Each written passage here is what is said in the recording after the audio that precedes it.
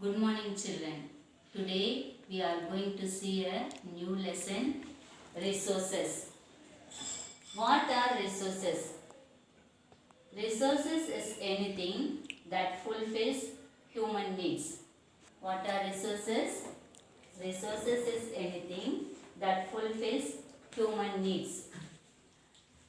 Anything becomes a resource when its use is discovered. இப்போ எது இருந்தாலும் நம்ம ரிசோர்ஸா இல்லையா என்றது அது பார்த்தீங்கன்னா அதோட யூசேஜ் பொறுத்து தான் நம்ம அதை டிட்டர்மின் பண்ணுறோம். Anything becomes a resource when its use is discovered. அதோட யூஸ் தெரிஞ்சால் மட்டும்தான் அது ரிசோர்ஸஸா இல்லையா அப்படின்றத நம்ம நிர்ணயிக்க முடியும். Needs of human beings are ever changing. மனிதர்களோட தேவைகள் எப்பயுமே சேஞ்ச் ஆகிட்டு இருக்கு. So according to that the resources is also changing.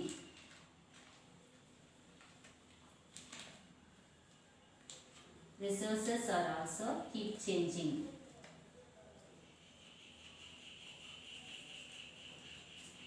இப்போ ஒரு பொருள் ரிசோர்ஸா இல்லையான்றத எது தீர்மானிக்குது அப்படின்னு பார்த்தீங்கன்னா two factors. What are they? Time and technology. என்னது? Time and technology. Time and technology are the two important factors that determines whether a substance is a resource or not. Nowadays we are using, for example, we can say petrol. Petrol and coal. இதோட நம்ம அதிகமா இது use பண்றதுனால இது குறைஞ்சிட்டே வருது. Sun's energy to generate electricity was made possible after the invention of solar panels. After the invention of solar panels.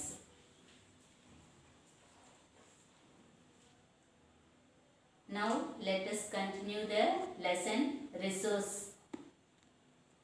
Anything that fulfills human needs. When anything is of some use, it becomes valuable. இப்போ resources அப்படின்னு பார்த்தோன்னா all resources have value. இப்போ என்ன சொல்கிறோம் நம்ம? Petroleum and goal have commercial value. இப்போ இதில் ஏர், sunlight இதெல்லாம் பார்த்திங்கன்னா நமக்கு ஈஸியாக அதிக அளவில் நமக்கு கிடைக்குது. இப்போ இதை வச்சு நம்ம என்ன பண்ணுறோம்? ரிசோர்ஸஸை கமர்ஷியல் ரிசோர்ஸஸ், அதாவது வேல்யூபிள் இருக்கிறது, value according to the value we divide the resources into commercial and non commercial resources. இப்போ கமர்ஷியல் ரிசோர்ஸஸில் நம்ம இப்போ பார்த்தோமே எக்ஸாம்பிள் பெட்ரோலியம். ஏன்னா அது they have great economic value இல்லையா? ரொம்ப மதிப்புள்ள பொருள் எது அப்படின்னு பார்த்தோன்னா பெட்ரோலியம். இப்போ இன்னொன்று நம்ம சொல்லலாம் gold also we can say.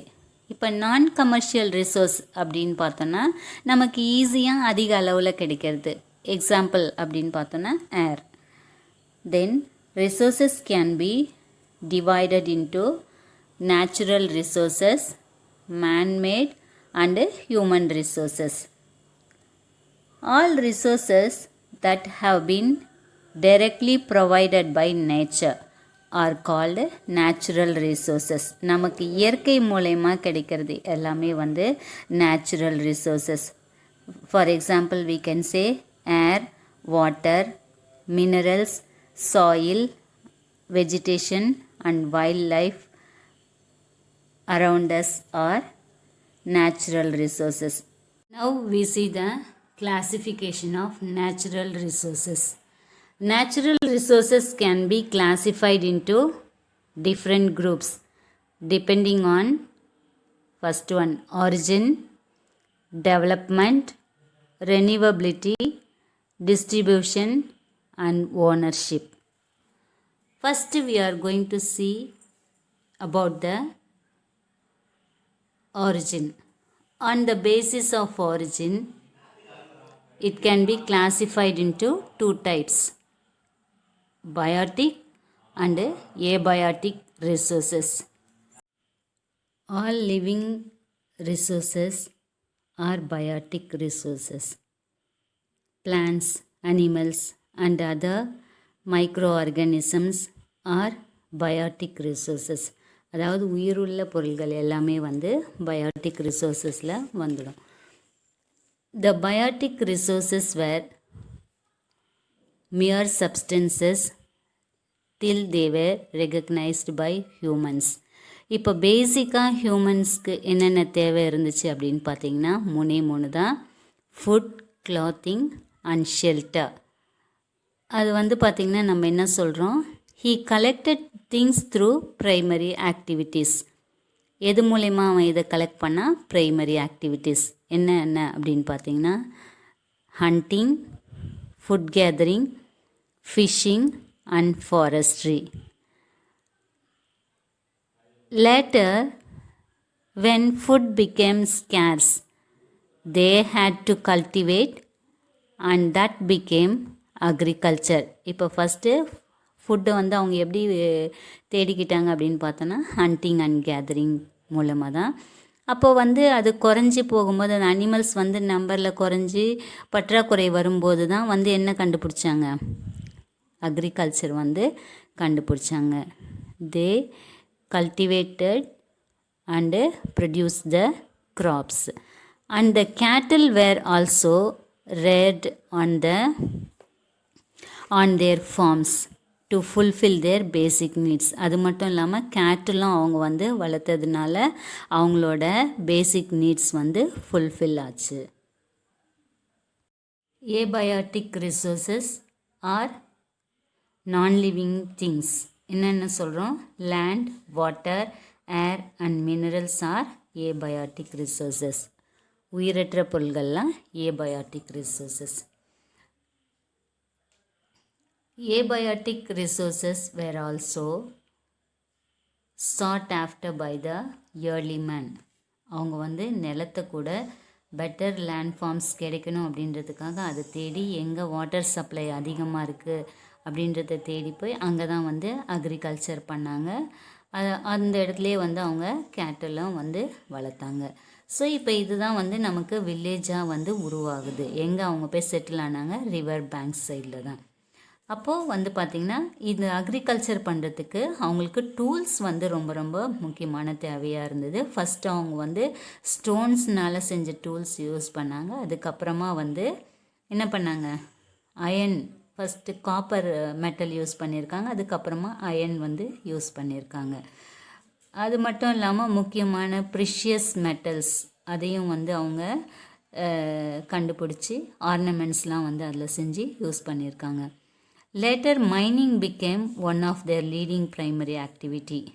இப்போ இது ஆர்னமெண்ட்ஸ்லாம் செய்கிறதுக்குரிய அந்த ப்ரிஷியஸ் மெட்டல்லாம் கண்டுபிடிச்ச பிறகு அவங்களுக்கு வந்து மைனிங்கும் வந்து ஒரு ப்ரைமரி ஆக்டிவிட்டியாக இருந்துச்சு. and still holds an important place among the economic activities. இது வரைக்கும் இப்போ கூட நமக்கு வந்து மைனிங் வந்து ஒரு இம்பார்ட்டண்ட் ஆக்டிவிட்டியாக தான் இருக்குது, எக்கனாமிக் ஆக்டிவிட்டியாக இருக்குது. Basis of development, resources can be divided into actual and potential resources. First, when we see about the actual resources that are being used, இப்போ நம்ம வந்து அதை யூஸ் பண்ணிகிட்டு இருக்கோம், பயன்படுத்தப்பட்டிருந்தாலும் அதோட இருப்பு எவ்வளோ இருக்குது, அதாவது எவ்வளோ பேலன்ஸ் இருக்குது அப்படின்றதும் அதோட குவான்டிட்டி எவ்வளோ இருக்குது அப்படின்றதும் நமக்கு வந்து தெரியும். இதுக்கு எக்ஸாம்பிள் வந்து நம்ம கோல் அட் நெய்வேலி, பழுப்பு நிலக்கரி வந்து நெய்வேலியில் இருக்க பழுப்பு நிலக்கரியை நம்ம எக்ஸாம்பிள் சொல்லலாம். Then second one potential resources. இது வந்து இந்த ரிசோர்ஸஸ் வந்து பார்த்திங்கன்னா that R not being used in the present. நம்ம வந்து இப்போ அதை பயன்படுத்தலை, பட்டு அதோட குவான்டிட்டியும் எவ்வளோ இருக்குன்னு தெரியாது, அதோட லொக்கேஷனும் வந்து எங்கே இருக்குன்றதும் தெரியாது. அதுதான் வந்து பொட்டென்ஷியல் ரிசோர்ஸஸ். அப்போ எப்படி தெரியாது அப்படின்னு பார்த்தோன்னா, the technology to extract such resources is also yet to be developed. அதை அதை வந்து கண்டுபிடிக்கிறதுக்குரிய தொழில்நுட்பம் வந்து இன்னும் வளர்ச்சி அடையலை. இதுக்கு எக்ஸாம்பிள் நம்ம என்ன சொல்லலாம் அப்படின்னு பார்த்தீங்கன்னா, marine east found in the bay of Bengal and Arabian sea. இந்த மெரைன் ஈஸ்ட் வந்து பார்த்திங்கன்னா they have greater potential than the terrestrial east. அதாவது நிலத்தில் இருந்து கிடைக்கிற ஈஸ்ட்டை விட இந்த மெரைன் ஈஸ்ட் வந்து ரொம்ப ஆற்றல் அதிகமானது. இதை வந்து எதுக்கு பயன்படுத்துகிறோம் அப்படின்னு பார்த்திங்கன்னா, baking, brewing, wine, bioethanol and pharmaceutical protein production, இதுக்கெலாம் வந்து இந்த மெரைன் ஈஸ்ட் வந்து யூஸ் பண்ணுறோம். On the basis of exhaustibility, we can divide the resources into two types: renewable resources and non-renewable resources. First we see about the renewable resources. Resources once consumed can be renewed with the passage of time are called renewable resources. இது வந்து நம்ம பயன்படுத்திகிட்டே இருந்தாலும் திரும்ப திரும்ப நமக்கு சுழற்சி முறையில் புதுப்பிச்சு நமக்கு கிடச்சிட்டே இருக்கும். புதுப்பிக்கக்கூடியது எல்லாமே வந்து renewable resources. Example air, water and sunlight. இப்போ இதை எல்லாத்தையும் வந்து நம்ம டெய்லி யூஸ் பண்ணாலும் புதுசாக நமக்கு fresh air we are getting daily, same way fresh water, sunlight daily we are getting. இப்போ அதை நம்ம misuse பண்ணோன்னாக்கா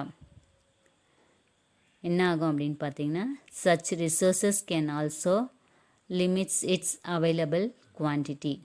So they have to be used wisely.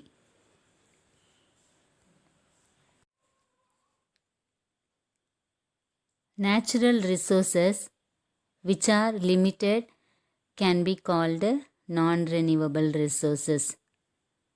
They become exhausted after use and the time they take to replace does not match the life cycle. இப்போ இது வந்து பார்த்திங்கன்னா, நம்ம வந்து இதை ஒன்ஸ் யூஸ் பண்ணிட்டோன்னா திரும்பி அதை வந்து பயன்படுத்த முடியாத நிலை. அப்படின்னா என்னென்னா, காலி ஆகிடும், தீர்ந்து போயிடும். அப்போ வந்து நமக்கு மறுபடியும் அது திருப்பி கிடைக்கணுன்னா it takes so many years. நம்மளோட திருப்பி பயன்பாட்டுக்கு இதை எடுத்துகிட்டு வரணும் அப்படின்னாக்கா இது நிறைய நாள் ஆகும். அதுக்கு எக்ஸாம்பிள் என்ன சொல்லலாம் அப்படின்னு பார்த்தீங்கன்னா, coal, petroleum, natural gas and minerals. On the basis of distribution, resources can be classified into localized resources and universal resources. When resources are present in specific region, they are called localized resources. Example, minerals. இது வந்து என்னென்னா, ஏதாவது ஒரு குறிப்பிட்ட பகுதியில் மட்டும் கிடைக்கும். அதனால் வந்து இதை localized resources அப்படின்னு சொல்கிறோம். Some resources are present everywhere. ஒரு சிலது பார்த்திங்கன்னா எல்லா இடத்துலையும் வந்து ப்ரெசென்ட் ஆகிருக்கும். அதை வந்து நம்ம யூனிவர்சல் ரிசோர்ஸஸ் சொல்கிறோம். இதுக்கு example sunlight and air.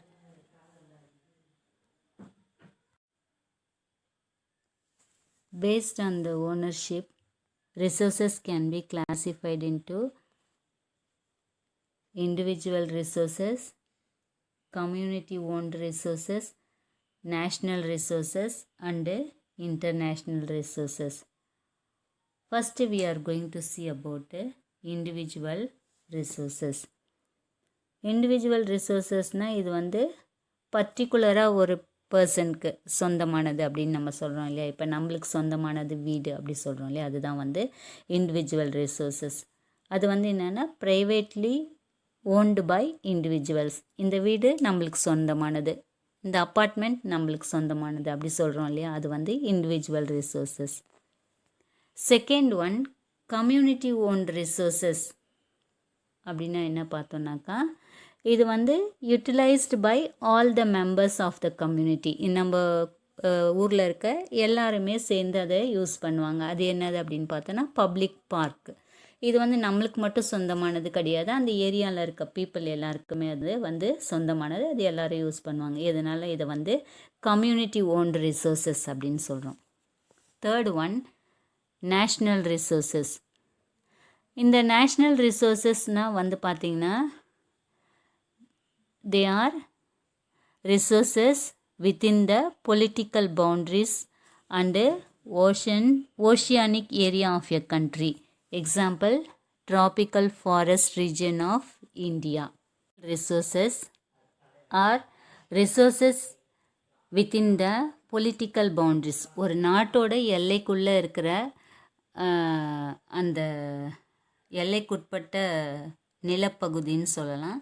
And oceanic area of a country, அந்த கடலில் கிடைக்கிற எல்லா மினரல்ஸ் ரிசோர்ஸஸ் எல்லாமே அந்த நாட்டுக்கு சொந்தம். இப்போ இதுக்கு எக்ஸாம்பிள் வந்து forest region of India, tropical forest region of India அது சொல்லலாம் நம்ம.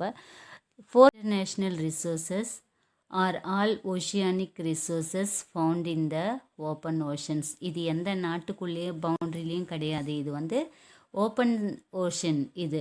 அதனால் இங்கே கிடைக்கிற இந்த ரிசோர்ஸஸ் நம்ம யூஸ் பண்ணணும் அப்படின்னாக்கா இதில் வந்து எல்லா இன்டர்நேஷ்னல் கண்ட்ரிஸோட அக்ரிமெண்ட்டு இருந்தால் தான் வந்து நம்ம அதை எடுத்து யூட்டிலைஸ் பண்ண முடியும். ஸோ இதுக்கு எக்ஸாம்பிள் வந்து ஆம்பர்கிஸ். ஆம்பர்கிஸ் வந்து பார்த்திங்கன்னா இது வந்து nothing but it is an extract from the sperm whale. திமிங்கலத்துலேருந்து திமிங்கலத்துலேருந்து கிடைக்கிற ஒரு எக்ஸ்ட்ராக்ட் இது. A pound 0.454 kilogram of sweet smelling ambergris எவ்வளோ விலை அப்படி அதோட பர்த் அப்படின்னு பார்த்தீங்கன்னாக்கா $63,000. அதோட மதிப்பு வந்து 63,000. அமெரிக்காவில் இருக்க டாலர் சொல்கிறோம் இல்லையா, அதில் வந்து $63,000 மதிப்புடையது. And used in perfume industries. Made resources நம்ம இது வரைக்கும் பார்த்தது natural resources. Natural resources are modified or processed by technology into manmade resources. இதுக்கு எக்ஸாம்பிள் வந்து நம்ம சுகர் கேன் சொல்லலாம். Sugar cane is process to get sugar. நம்ம வந்து அதை என்ன பண்ணுறோம், சுகர் கேன்லேருந்து சுகர் வந்து தயாரிக்கிறோம். இது வந்து ஒரு மேன்மேடு ரிசோர்ஸஸ்க்கு example. All structures built by man can also be called manmade resources. இதுக்கு எக்ஸாம்பிள் வந்து பிரிட்ஜஸ், ஹவுசஸ், ரோட்ஸ் இதெல்லாம் நம்ம சொல்லலாம். This transforming of raw material into finished goods is called secondary activities. அதாவது ப்ரைமரி ப்ராடக்ட்ஸ்லேருந்து செகண்டரி ப்ராடக்ட்ஸ் வந்து produce பண்ணுறது வந்து secondary activity. Man skill and ideas are the basic requirements for this activities. அதாவது இதுக்கு வந்து முக்கியமாக நம்மளுக்கு தேவை என்ன அப்படின்னு பார்த்திங்கனாக்கா மேனோட ஸ்கில்ஸும் அவனோட ஐடியாஸ் தான் வந்து ரொம்ப ரொம்ப important for the secondary activity. So அதுதான் வந்து நம்ம மேன்மேட் ரிசோர்ஸஸ் அப்படின்னு சொல்கிறோம். Human resources are group of individuals who use nature to create more resources. Though human beings are natural resources, மனிதன் வந்து இயற்கை வளமாக இருந்தாலும் they become valuable by means of education, knowledge, health and skill. Example வந்து we can say doctors, teachers and scientists. Tertiary activities are concerned with the distribution of primary and secondary products through a system of transport and trade. நம்ம produce பண்ணுற பொருளை வந்து அதை வந்து tertiary ஆக்டிவிட்டிக்கு எடுத்துன்னு போய் மக்கள்கிட்ட சேர்க்கறதுக்கு வந்து இம்பார்ட்டண்ட் யார் அப்படின்னு பார்த்தீங்கன்னாக்கா இந்த டிரான்ஸ்போர்ட்டும் ட்ரேட் சிஸ்டமும் தான். Example banking trade and communications. Resource planning is the technique or skill of proper utilization of resources. If we are not using properly, and future in future we won't get the resources for our generation. The careful use of resource is called conservation of resources.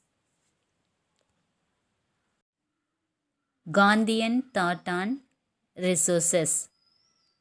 There is enough for everybody's need and not for anybody's greed. Mahatma Gandhi blamed human beings for depletion of resources because of the following reasons: over exploitation of resources, second thing, unlimited needs of human beings. வளங்கள் அதாவது resources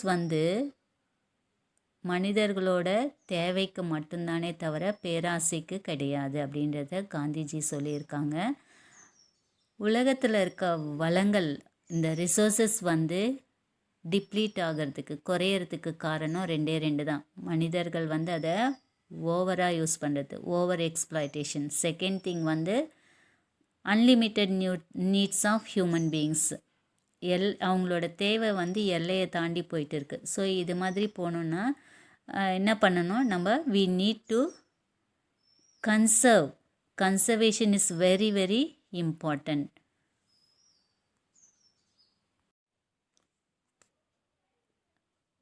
Resource planning and management. Resource planning is a technique or skill of proper utilization of resources. ரிசோர்ஸஸை சரியான முறையில் பயன்படுத்துறது resource planning. Resource planning is very very necessary nowadays. Why? Because of the following reasons. First one, resources are limited. ரொம்பவும் குறைவான அளவில் இருக்கிறதுனால so that we can use them properly and at the same time we can save them for our future generation. நம்ம பின்னாடி வருங்கால தலைமுறையினருக்கும் இந்த ரிசோர்ஸஸை நம்ம save பண்ணி வைக்கணும். Second one, resources are not limited. Not only limited, அது எங்கே இருக்குது, எல்லா இடத்துலையும் அன்ஈவனாக டிஸ்ட்ரிபியூட் ஆகிருக்கு over the different part of the world. ஒரே இடத்துல எல்லாமே கிடைக்கிறதுல அன்ஈவனாக டிஸ்ட்ரிபியூட் ஆகிருக்கு.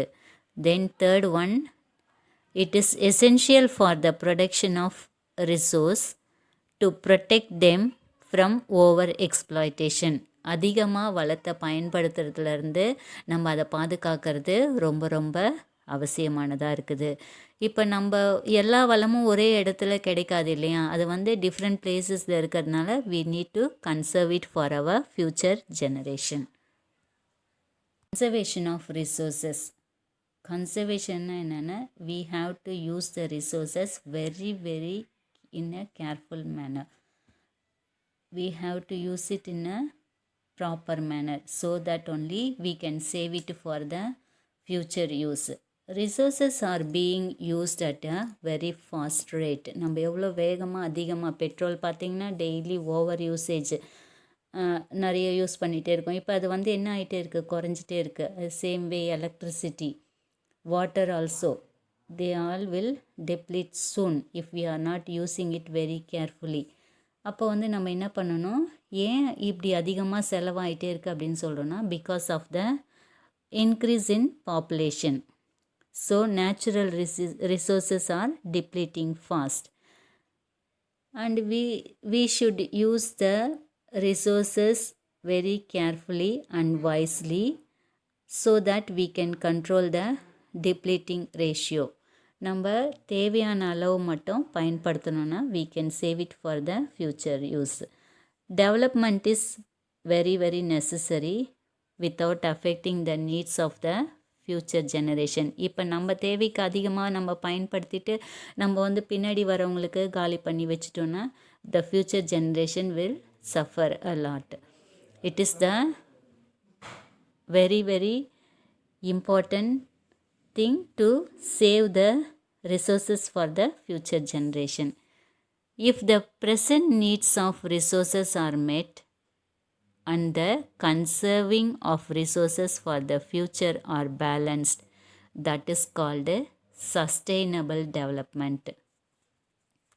இப்போ சஸ்டெயினபிள் டெவலப்மெண்ட்னா என்னன்றதை பார்த்தோம்.